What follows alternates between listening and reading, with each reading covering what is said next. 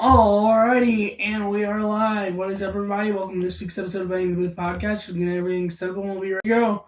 Everyone's day's going well, week's going well, weekend going well. Um, I didn't do the episode yesterday just because I had to catch up on notes. This was Jewish holiday over the weekend, so that backed me up on notes, and so it's had a lot of catching up. So that's why I stay not yesterday. But yeah, nothing bad happened. No bad reason, just more of that. All right, let's get into it. What's up, everybody? Welcome to this week's episode of Bang with that podcasting. Also, much for support at this point. Very much appreciate it. Let's get right into it. So today's Immaculate grid: Brewers, Pirates, 40-plus career WAR, Royals, White Sox, and played left field minimum of one game. Brewers, Royals, Lorenzo Cain would fit. Nori Aoki would fit, which at the moment I'm thinking of going Nori Aoki. I just want to run through what else could fit. Will Smith would fit. Alcides Escobar could fit. Maybe Nori Aoki didn't play for the Brewers. Now I think about it. I'm thinking Escobar. Yeah, that's what I'm going to go with. 2%. I'm fine with that. White Sox, Brewers, Carlos Quinton, or not Carlos Quinton, but Podsednik played for both. That's what I'm thinking of. Scott Podsednik. That is high. I was not expecting it to be that high, but okay. Brewers left field man for one game. Jeremy Burnitz. 2%, I will take that. Pirates, Royals, Vogelsong would fit here. Not Vogelsong. Volquez would fit. Eisen Volquez would fit here. Johnny Cueto would fit here. I don't know if Cueto actually would fit. Volquez would fit though. That is temptation. Maybe go Volquez. Starling Marte would actually fit. I'm gonna go Volquez. 2%, I'll take that. White Sox, Pirates. I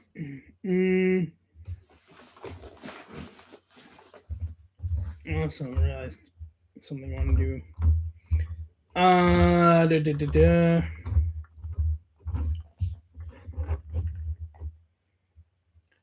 White Sox, Pirates. Who would fit White Sox, Pirates? I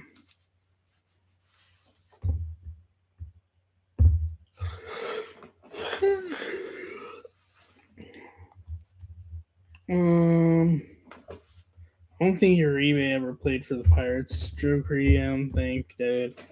Jermaine Dye, no.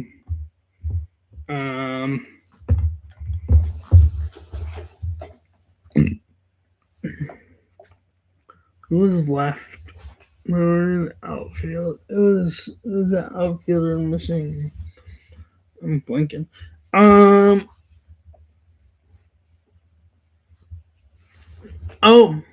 Gossage would fit. Well, Gossage actually, because he's not known for playing with the White Sox. Yeah, 0.5%.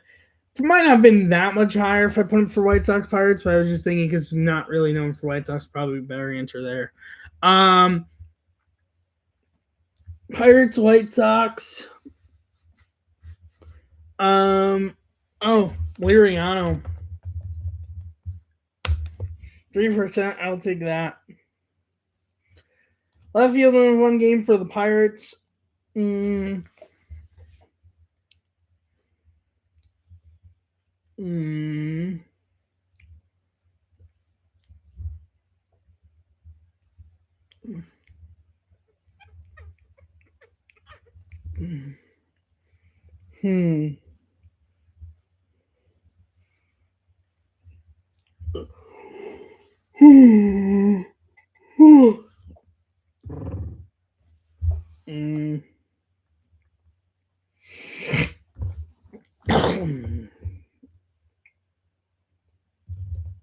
Gary Polanco.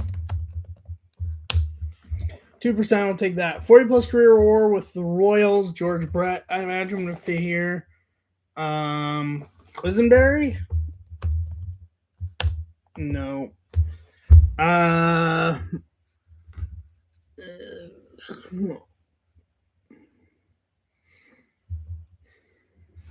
I'll come back to it. Left field award, 40 career WAR. I imagine Billy Williams probably fits. He does. 1%. I'll take that. Total rare score 1.1, but I am going to throw a guess for Royals. 40-plus career WAR.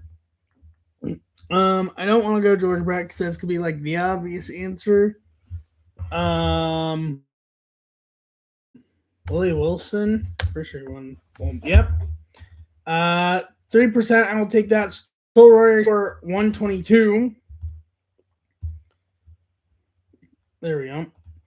Top answers for each category. Brewers, Royals, 25% Zach Greinke. Brewers, White Sox, 15% is Andrew Vaughn.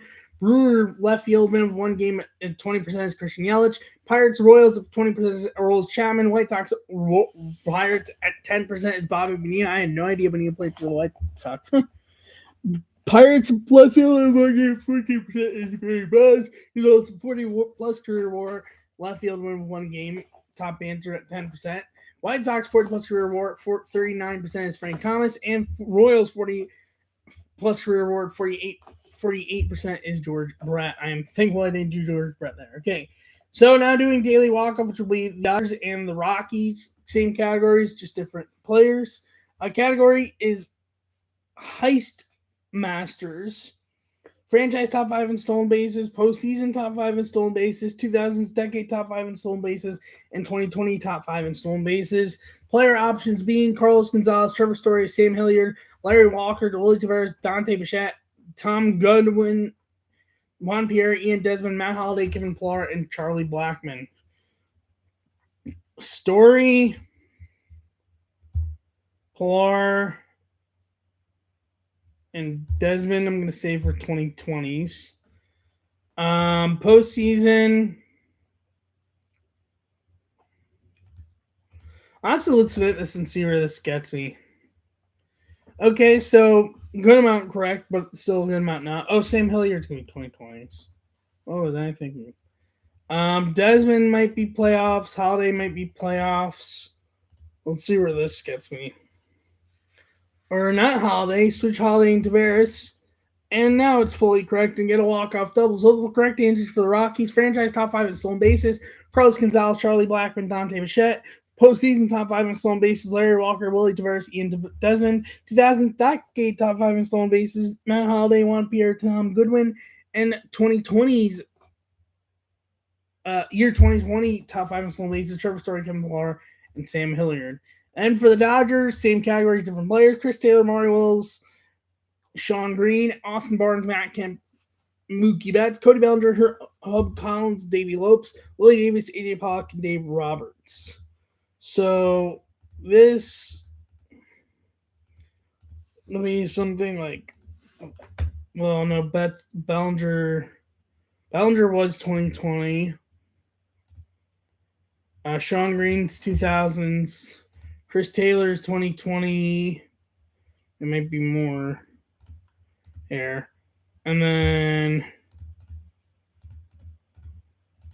let's move this and see where this gets me. So I have a full row correct. 2 out of 3 for franchise. None on the postseason, and 1 out of 3 for 2020. So Chris Taylor and Austin Barnes will be 2020. And swap Collins and Willie Davis. And now fully correct. So full correct answers for the Dodgers. Franchise top 5 in stolen bases. Willie Davis, Davey Lopes, Maury Wills. Postseason top 5 in stolen bases. Cody Bellinger, Hub Collins, and Mookie Betts. 2000s decade top 5 in stolen bases. Sean Green, Dave Roberts, Matt Kemp. And 2020 top 5 in stolen bases. Chris Taylor, AJ Pollock, and Austin Barnes. And then I'm going to switch over to Statpad game. The main category is homers. And the different slots are American League 2015 catcher, 2010 to 2026 NL Diamondback who made the NLDS, which would be limited to 20 in the same season. So that would be limited to 2011, 2017, 20 and 2023. 2026 NL West, 2010 to 2026 Rays that made the ALDS, so that would be 2010, 11, 12, 13,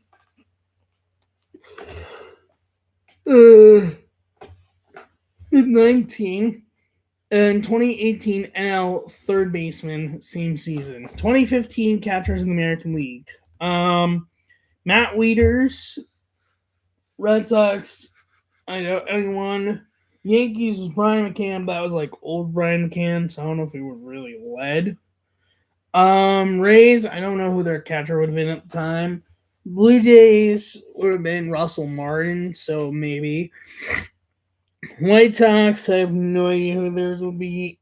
Guardians would be no. Well, I guess Young Gomes, but I still doubt it would be Young Gomes. Tigers would be Axeville. Royal Salvador Perez. I don't know if he really had power in that era. Or crazy power, I should say. Twins, I don't even know who. I guess Kurt Suzuki, maybe? I don't know.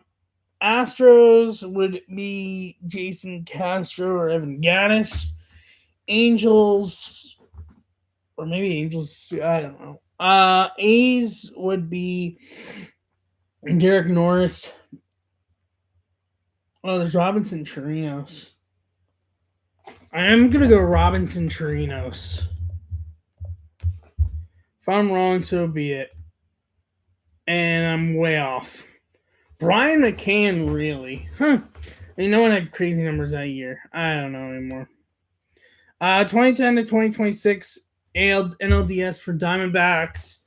Ketel Marte, Paul Goldschmidt.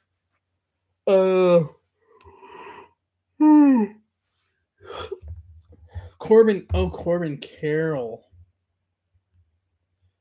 I'm going to go Ketel Marte. I feel like you can't go wrong between Marte, Goldschmidt, and Carroll.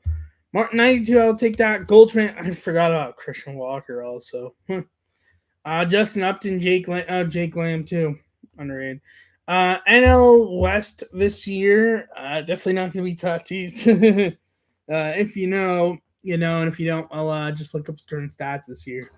Ohtani? I know he's not having a crazy year. Honestly, I'll take it. Hunter Goodman really has the most in the NL West this year. Damn, good for him. Rays, which is most of the years in this stretch. 2019, and then also 2020, 2021, 2022, 2023. So 10 through 13. 19 through 2023. Randy had a good amount of home runs. Evan Longoria would have had a good amount of home runs. I'm going to say Randy. Yeah. I'll take it.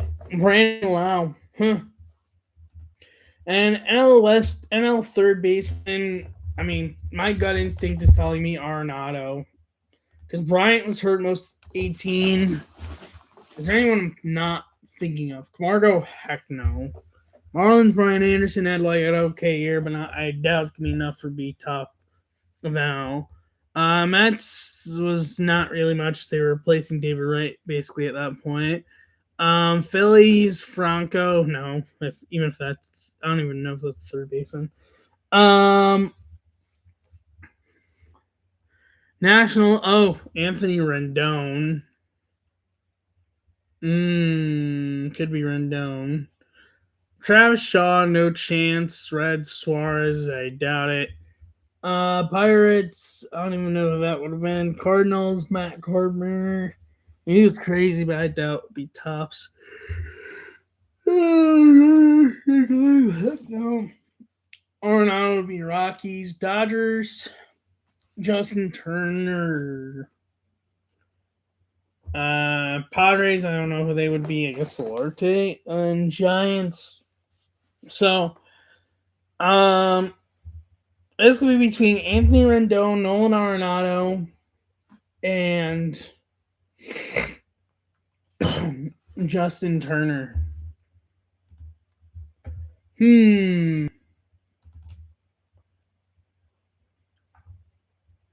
But then again, Rendon was more than 19. I'm going Arenado. If it's any of the other two, so be it. I'm going Arenado.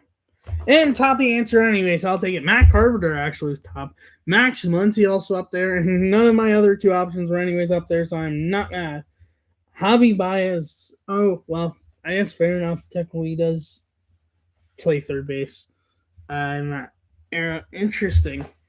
My total score is 101. I did beat the target score, but a pretty rough day because I got off to a rough start with catchers. But yeah, that's my total rarity score for my total score for Statpad game. So if you didn't catch it last week, I was at AEW Double or Nothing this past Sunday, and holy cow, I can't believe I'm like still processing that show. I'll be honest, in a lot of ways, and it's kind of crazy I'm saying this given I don't follow AEW really, and more was just tracking, so I knew what the storyline's going into the show. That was the best wrestling show I've ever been to. 1,000%. Like, I was blown away. I haven't also seen anyone say anything bad about that show also. Like, crazy. Definitely the best show I've been to, and of all the shows I've been to so far. I was blown away. Louis Armstrong's a solid stadium. I was pleasantly impressed. The crazy parts though was when I got off at, I take public to like shows and games and stuff. When I got off the stop, that's also the same for Mets, and it's called Mets Willets Point. There was a line backed up to even the barrier. They had blocked off the Mets part because there was no Mets game. They had blocked off that part, so there was a line even to that barrier to get into Louis Armstrong Stadium for the event when I got there. And I'm like, boy, is it a good thing I came as early as I did, given that. And on top of that, the show ended at 12 a.m. with the problem being the last trains were like 12 a.m., 12:24. So you had like rush to get out of there. I barely got on that last train that left. And a lot of people ended up getting stuck, which was just crazy. But yeah, I absolutely enjoyed it. It was absolutely worth it. And I 100% had a great time. I'm not going to show any of the like walkouts, but one clip I will show you is from the main event match. This was a crazy spot. Now, for context, this wrestler who did this move, his whole shtick / gimmick is doing these crazy moves. I mean, this would probably be the craziest one he did, especially since he did come up bleeding afterwards. But he did some other crazy ones, also some driven by the guy he was facing. This was like the craziest one of them all, in the one match moment I recorded all show. I'm not gonna play the audio, but even just to like watch it, you can get an idea of what happened. Let's see if I can like get it. If I turn off the lamp, will that help? No, so it's just okay. That should do it. And oh, I did not mean for that to happen. No, do not care.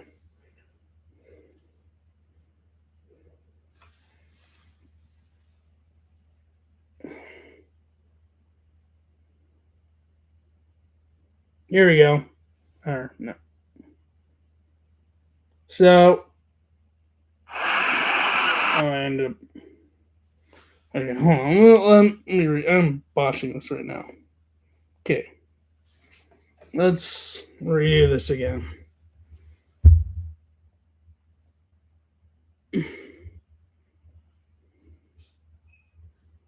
So, you see the wrestler up there climbing with his opponent on this table here.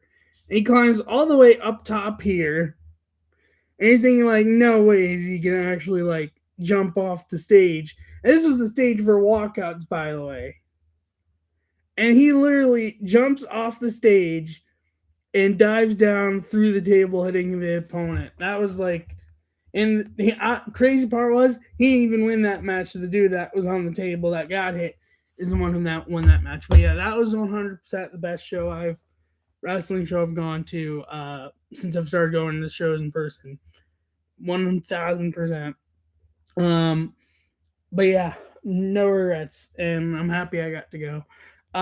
Also, if you missed it, nothing bad that I didn't do the podcast. I just had to catch up on notes this week. Notes given the Jewish holiday. I also wasn't home for the Jewish holiday. I was in New Jersey for the holiday. So between that and then the holiday plus AW Double or Nothing put me behind. So I wasn't able to fully catch up until like too late yesterday, and then also had on today. So it just was just easiest for me to be able to do the podcast today and not yesterday.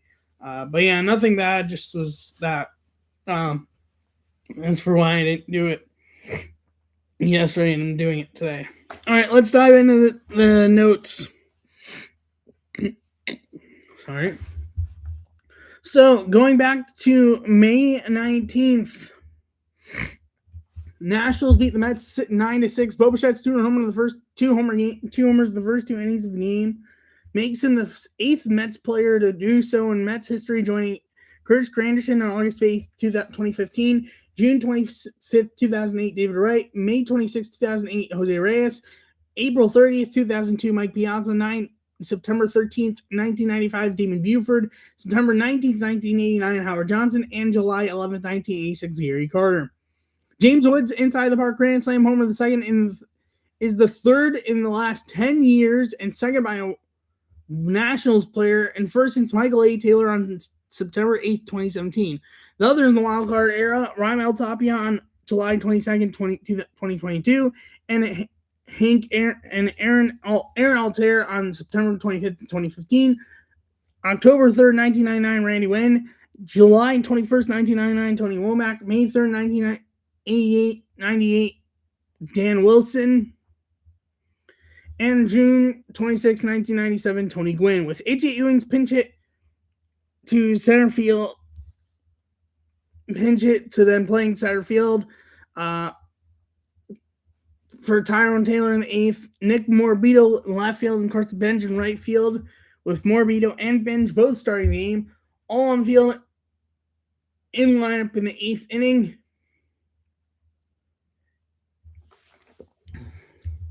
Was the first time 3 Mets rookie outfielders played the field at the same time since September 28, 2003. Bottom of the 6th, Matt Watson, left field, Raul Gonzalez, right field, and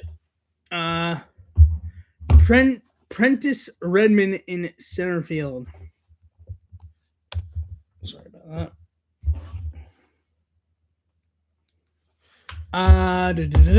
Yankees beat the Blue Jays 5-4. Ben Rice's 2-run homer in the 5th is being his 16th this season. Plus Aaron Judge's 16 homers going in the game makes him the second Yankees duo with 16-plus homers each before team's 50th game, joining 1956 Yogi Berra and Mickey Mantle. Brewers beat the Cubs 5-2. Jacob Mizorowski, 0 runs and 0 extra base hits and 8 strikeouts, makes him the second pitcher since 1900 with 30-plus strikeouts and 0 extra base hits and 0 runs in 4 outing span, joining 1910 Ed Walsh, 3 starts, 1 relief appearance in 8 days. The start's 9-inning shutout, 16-inning shutout that ended in a tie due to darkness. Also, not the only. He also ended up extending the streak even more after his last start, which was to 58 strikeouts and no walks. We'll get to that later. No runs. A's beat the Angels 11-6. Nick Kurtz single in third marks a 42-game on-base streak, passing 1949 Eddie Juiced 41 for a tie for 4th longest streak on-base single season on-base streak for the A's. Tied with 1943 Jimmy Fox, and behind 1996 Big Max 48, 1932 Jimmy Fox 47, and 1917 Bing Pody 43. The streak did come to an end and ended at, I believe they ended at 40. Yeah, streak ended up getting to 48. So he tied the 8th single season record. And then it ended yesterday. That's it for May 19th. For May 20th, Reds beat the Phillies 9-4. Sal Stewart's 2-run homer in the ninth is his 12th this season in 50 games, which is second most for Reds rookie in the team's first 50 games in Reds history, behind 1956 Frank Robinson, 13, and ahead of 2008 Joey Votto's 10. Braves beat the Marlins 9-1. Dominic Smith's 3-run homer in the sixth on the 12th pitch of the at-bat. That's the third most pitches seen by a Braves player in a plate appearance, ending in a home run since 1988, passing Sean Murphy and Jerkson Pro 413 from last year. Also, his Little League homer in the eighth makes him the sixth Braves player since 1969 with an over-the-wall homer and either inside or Little League homer, non-homer play appearance scored on. In the same game, joining July 27th, 1993, Fred McGriff inside the park homer. July 18th, 1986, Andres Torres. May 1st, 1979, Gary Matthews Sr. inside the park homer. June 26, 1977, Jeff Burrows. And June 18th, 1974, Ivan Merle. Nationals beat the Mets 8-4 with C.J. Abrams' 3-run homer in the first, marks 4 homers against the starting pitcher making their major league debut since 2022, which is tied for the most with Aaron Judge, Teoscar Hernandez, and Cal Raleigh. And Juan Soto's 2-homer game is his 29th before turning 28 years old, which is tied with Ken Griffey Jr. for fourth most multi-homer games before turning 28, behind Jimmy Fox 32, Eddie Matthews, and A-Rod 31, and Mel Ott and Ralph Kiner's 30.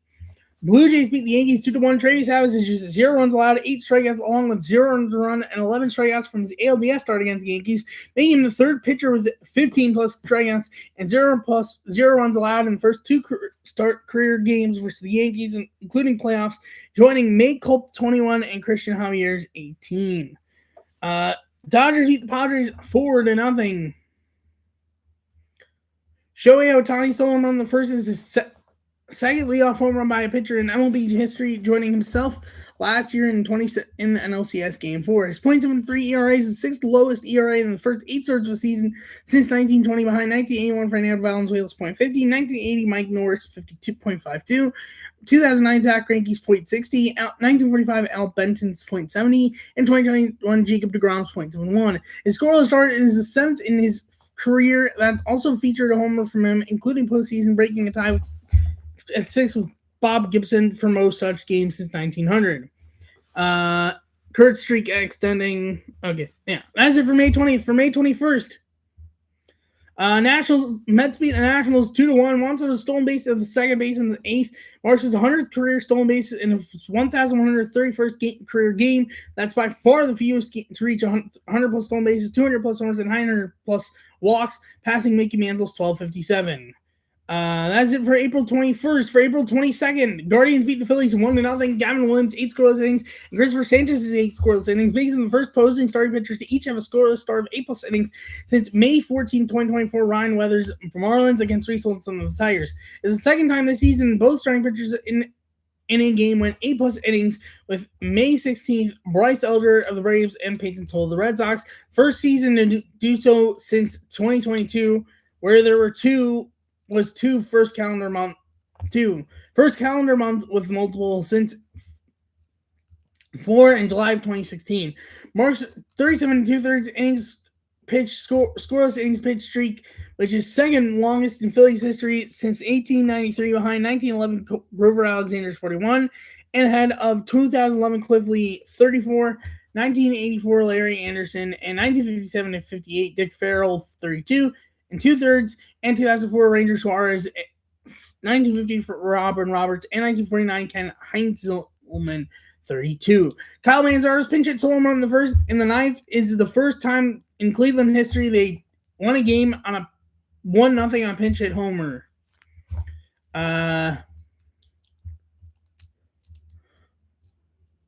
Also, the MLB for MLB history. I'll save it for later. White Sox beat the Giants 9-4. White Sox 9-run 5-hit fourth overall in the game. That's the second most runs in the game by a team to get all of its hits in one frame since 1961, behind September 11th, 2021 Toronto Blue Jays 11 hits and runs in the 11-2 win in the 7th inning of a Game 2 doubleheader. The runs is most runs in a game all in one inning since 11-run fifth on September 17, 2007, 11-3 win. It is the fourth game to do so in White Sox history, joining September 17, 2007, 11 in top 5, 8, August 15, 1962, 10 in top 9, and September 2nd, 1959, 11 runs in bottom 5. That's it for May 22nd. For May 23rd, Blue Jays beat the Pirates 5-2. George Springer's leadoff homer in the first is his 65th leadoff homer of his career, which is second most in MLB history behind Rickey Henderson's 81. Giants beat the White Sox 10-3. Harrison Bader's grand slam homer in the fifth is his second this month, making him 11th San Francisco Giant with 2 grand slam homers in the calendar month, joining June 2025 Casey Schmidt, June 2015 Buster Posey, April 2005 Michael Tugger, May 1997 Jeff Kent, May 1987 Chris Spire, September 1967 William Covey, May 1951 Alvin Dark, June 1948 Sid Gordon, September 1924 Travis Jackson, and July 1984 Duke Farrell.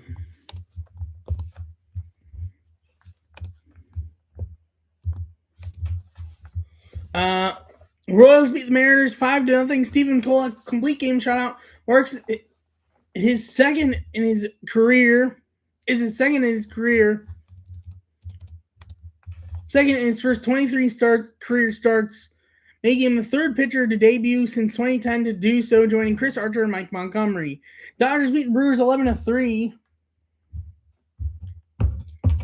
Dodgers bullpen has 4 scoreless innings pitched, marks 36 innings scoreless streak for their pen. That's the Dodgers' longest such streak since 1893, and longest by any bullpen since 2017 Guardians 38 2/3 innings pitched. Longest in MLB history since is 1962 Detroit Tigers 43 5 2/3. Padres beat the A's 2-0. And over 2 seasons for the A's, the longest is 1995-96, Mark McGwire 62, and that's the only one that Kurtz ended up being behind for over multiple seasons for the A's. Cardinals beat the Reds in 8-1 in Game 1 of a doubleheader. Ryan Torres 2-run homer in the first 2-hit, 1-walk game, which included a homer. At 28 years old, 28 and 325 days old, makes him the 5th oldest player to reach base safely 3+ times, including a homer in a major league debut since 1900. Younger than March 31st, 2008, Kosuke Fukudome, 30 years, 340 days old. August 1st, 1934, Pete Susko, 30 years, 30 days old. April 14th, 1925, Jim Poole, 29 years, 337 days old. And August 9th, 2023, Weston Wilson, 28 years, 332 days old. That is it for May 23rd. For May 24th, Marlins beat the Mets 4-0. Heriberto Hernandez walk-off grand slam homer in the 9th marks the first walk-off grand slam in a 0-0 game before the swing since Justin Maxwell on September 22nd, 2013. Dodgers beat the Brewers 3-1. Kyle Tucker's 2-run triple in the 5th marks second straight game of the triple, making the first Dodger to do so since 2021 Gavin Lux. Giants beat the White Sox 8-5. Rafael Devers grand slam homer in the 5th marks the 6th time in Giants history they hit grand slams in consecutive games, joining June 13th to 14th, 2025 Casey Schmidt, both. August 27th, 28th, 2015 Kelby Tomlinson, Marlon Byrd. June 11th to 12th, 2003 Pedro Feliz, Richard Aurelio. July 24th, 25th, 1998 Jeff Kent and JT Snow, and April 18th to 19th, 1941, Mel Ott and Harry Danning. Moore's 3rd Grand Slam homer this calendar month, which is tied for the second most in New York San Francisco Giants history, behind April 1974, and tied with May 2025, July 2010, April 2005, August 2000, May 2000, August 1996, September 2000, September 1954, July 1953, June 1946, July 1938, and September 1924. Casey Schmidt's 2-run homer in the 3rd as the first baseman in the game marks a homer while playing first base, second base, third base, left field, and DH in different games this season. The only other player and New York San Francisco Giants since 1900 to do so is 1953 Alvin Dark, who did it. Second base 4 homers, shortstop 15, third base 1, left field 2, and right field 1. Diamondbacks beat the Rockies 9-1. Marcus Corbin Carroll's 537th career game, making him the second player in MLB history to reach 50-plus triples and 80-plus homers, joining Lou Gehrig in 461 games. So, at least 400 games, I guess. Yeah.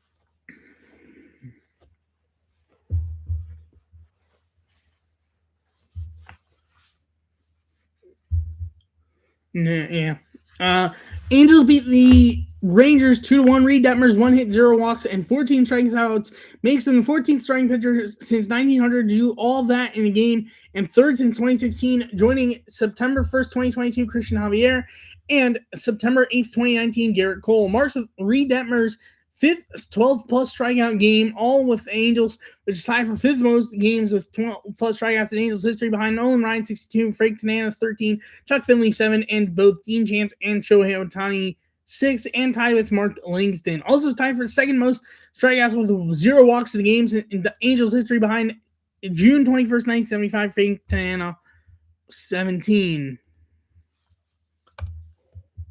And tied with August 20th, 2019, Andrew Heaney, and May 24th, 2012, Dan Hare. General note, 3 walk-off homers on the day is the third most on a single day, behind May 28th, 2004-5, August 28th, 2020, 2021, 2003, June 20th, 2003, and August 6th, 1989-4. For May 25th,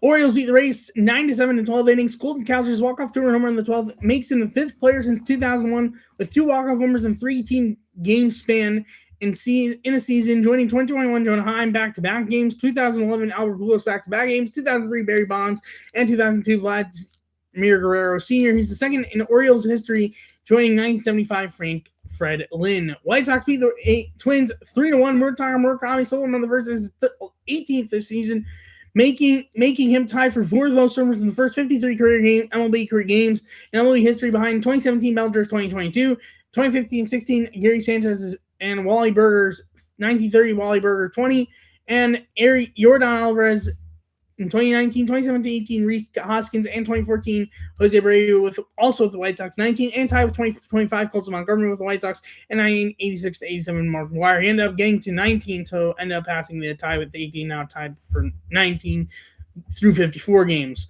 Brewers beat the Cardinals 5-1. Jacob Izzer, this was the extending streak where he had 12 strikeouts, 0 extra base hits allowed. Marks 58 strikeouts and 0 extra base hits allowed in the last 6 starts, making him the first pitcher since 1900 with 45 plus strikeouts and 0 extra base hits allowed in a 6-game span. Also 7 innings pitched and 0 extra base hits allowed. Marks 5 innings in 0 plus innings and 0 extra base hits in each of his last 6 outings, tied for the longest streak since 1900, 1980 Bob Welch, 1910 Jack Coombs, 1902 Vic Wells, and 1901 Christy Mathewson.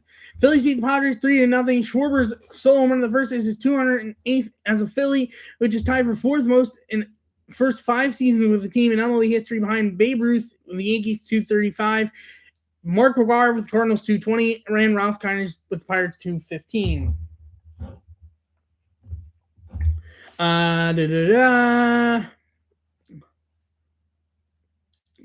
And tied with Alex Rodriguez with the Yankees and David Ortiz with the Red Sox, and ahead of Albert Pujols with the Cardinals 201. Astros beat the Rangers 9-0. Christian Walker's 3-run homer in the 7th is his 8th homer this month, which is tied for second most homers in the month for his career, behind May 2022 9, and tied with August 2025 and May 2023. Tetsuto Amaya, Stephen Okert, and Allenberg Santa combined for the first no-hitter since September 4th, 2024, between Shota Imanaga, Nate Pearson, and Porter Hodge. Is the 18th no-hitter in Astros history, tied with Cubs, Red Sox, and New York San Francisco Giants for the third most by any ball club, most behind Dodgers 23 and White Sox 20. Also, this is most no-hitters thrown by any club since the Astros first season in 1962. Also, the Astros' 8th no-hitter since getting the perfect game by Matt Cain in 2012. That extends the longest team streak of no-hitters, including postseason, without being no-hit, and is the second no-hitter on Memorial Day, joining May 30th, 1977, Denver Ecker's lead back when he was a pitcher still. This was Alberto Santa's major league debut, making him the second player in MLB history to do so on it, to be a part of a no-hitter in a major league debut. And joining October 15th, 1892, Bumpus Jones of the Reds, who threw the no-hitter just by himself. So he was a complete game. That's it for May 25th. For May 26th, Pirates beat the Cubs 12-1, but this is about the lineup that day. Connor Griffin leading off a game at 20 years and 32 days old, makes him the youngest leadoff hitter since April 12, 2024. Jackson Trio, 20 years, 332 days old, and youngest for the Pirates since September 21st, 1952. Bobby Del Greco was at 19 years, 167 days old. Braves beat the Red Sox 7-6. Jarren Duran's leadoff homer, the first is his 10th leadoff homer in his career, which is tied for second most leadoff homers in Red Sox history, behind Mookie Betts 20, and tied with Jacoby Ellsbury and passing Dom DiMaggio and Tommy Harper's 9. Stan Rafael's homer on the marks back-to-back homers between the two, and it's the first time the Red Sox have started a game with 2 straight homers since May 5th, 31st, 2016. Twins beat the White Sox 5-3 in 11 innings. Murutaka Murakami's game-tying 2-run homer in the 8th, well as the 19th, where he moved up in that record. Yankees beat the Royals 15-1. Cam Schlerter's 1.50 ERA is the second lowest by a Yankee in his first 12 starts of the season since 1913. Behind 1914 Jim Caldwell's 1.46. He had relief appearances in between. Also, though, Yankees had a record with his 15 innings, I think, but it's for like in one inning or something. I forgot the record, but they did have some sort of record. Amas Rosario's 2-homer game marks his 4th career multi-homer game, joining April 7th, 2026, August 31st, 2021, May 20th, 2018. The 2021 game was also at Kauffman Stadium. Brewers beat the Cardinals 6-0. Kyle Harrison's 1.57 ERA in 10 starts with the Brewers is lowest ERA in the pitcher's first 10 starts with the Brewers, passing 2008 CC Sabathia's 1.59. Rangers beat the Astros 10-7 10-7. Rangers 8-run first is the second most by a team in the first inning of a game. That was immediately following them being no-hit behind September 27th, 1905. White Sox 9 runs in the first in Game 2 of a doubleheader after getting no-hit in Game 1 against the Boston Americans, known as the Boston Red Sox. And the Dodgers beat the Rockies 15-6. Brett Sullivan, who was pitching as a position player, solo home run in the 9th, makes him the second pitcher this season to homer as a pitcher, joining, as you can probably guess, Shohei Ohtani on May 20th, 2026. That is it for the notes part of this week's episode. Now for standings update going into today's games. In the AL East, Rays in first place at 30-4-18, followed by the 32-22 Yankees, followed by the 26-29 Blue Jays, followed by the 25-30 Orioles, followed by the 22-31 Red Sox. In the AL Central, the Guardians first place in 32-25, followed by the 27-27 White Sox, followed by the 27-28 Twins, followed by the 22-32 Royals, followed by the 21-34 Tigers. In the AL West, A's in first place at 27-28, followed by the 27-29 Mariners, followed by the 25-29 Rangers, followed by the 24-32 Astros, followed by the 21-34 Angels. In the AL East, Braves in first place at 37-18, followed by 29-27 Nationals, followed by 28-27 Phillies, followed by the 26-30 Marlins, followed by the 22-33 Mets. In the NL Central, Brewers in first place at 32-20, followed by the 29-24 Cardinals, followed by the 29-25 Reds, followed by the 29-26 Pirates and Cubs. And in the NL West, the Dodgers in first place at 35-20, followed by the 31-23 Padres, followed by the 30-34 Diamondbacks, followed by the 22-33 Giants, followed by the 20-36 Rockies. That's it for the standings update. And as for today's games that have either started, gone final, or are going to be starting soon.